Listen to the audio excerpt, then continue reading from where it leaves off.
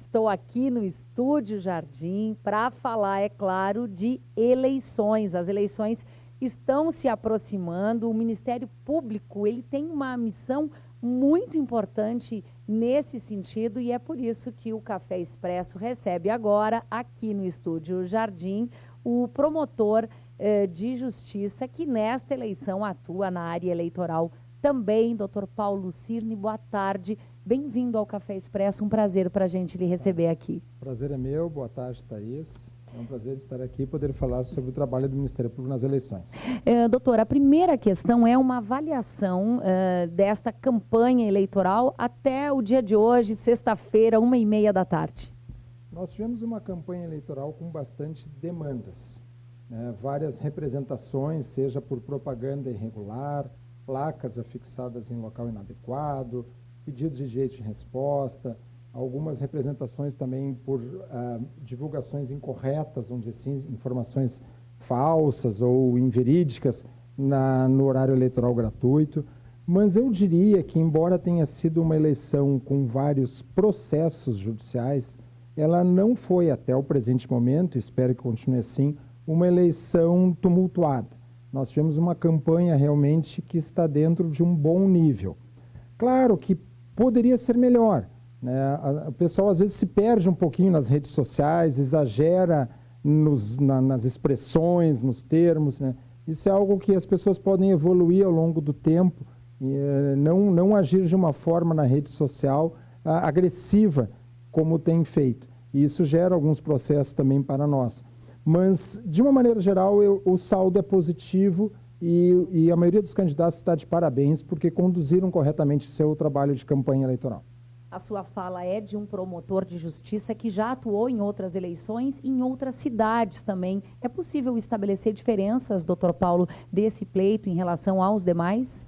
Com certeza. Eu já fui promotor eleitoral na região de Espumoso, já fui também em São José do Ouro, que é uma região bem difícil de atuar nas eleições, a rivalidade é muito grande, são 6 cidades complicadas na área eleitoral, de uma disputa muito intensa.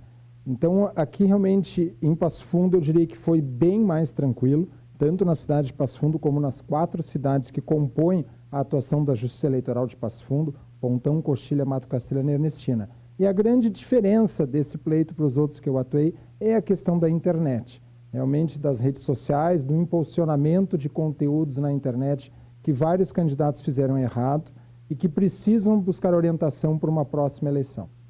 Doutor Paulo, a internet é assunto proibido no próximo domingo, certo? Para candidatos e para eleitores que quiserem fazer publicidade dos seus candidatos. Com certeza, os candidatos que tiverem postado matérias até o sábado não sofrerão nenhum tipo de sanção.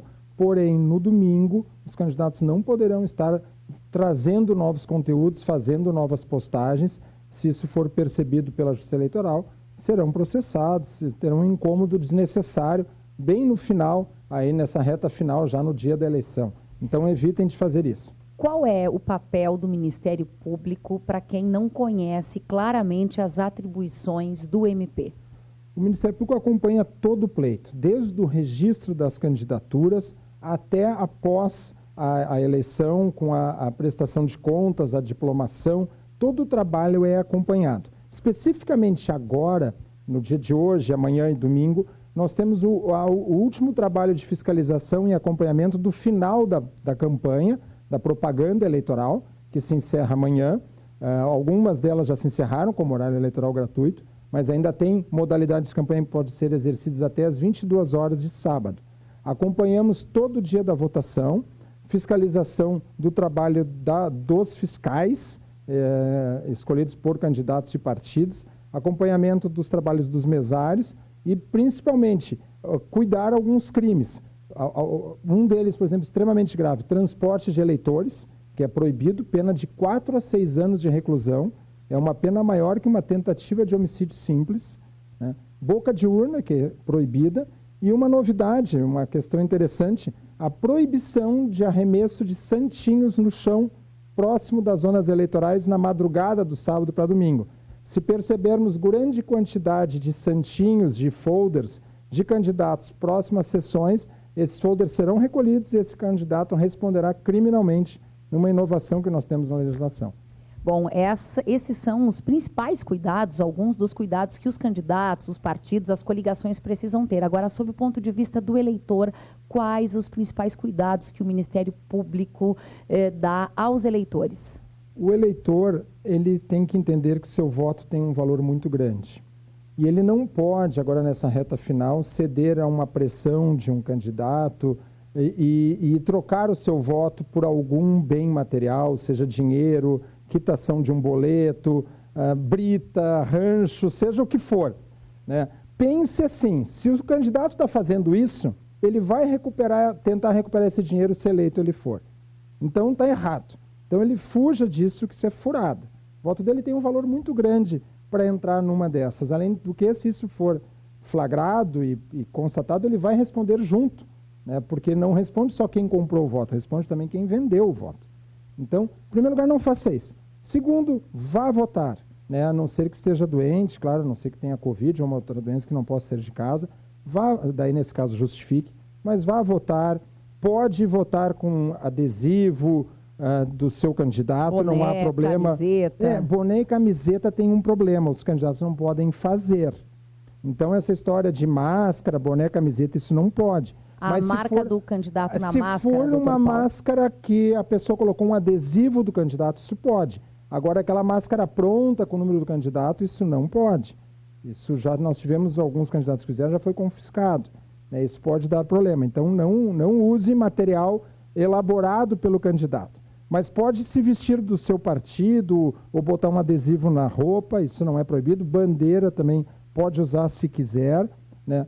Tenha cuidado de não esquecer de levar o seu documento. Se possível, leve até a caneta para fazer assinatura, né? É um cuidado extra. Claro, ninguém vai deixar de votar porque está sem a caneta, mas se quiser levar, e não esqueça da sua máscara não confeccionada por candidato. Sem máscara não será possível exercer esse direito.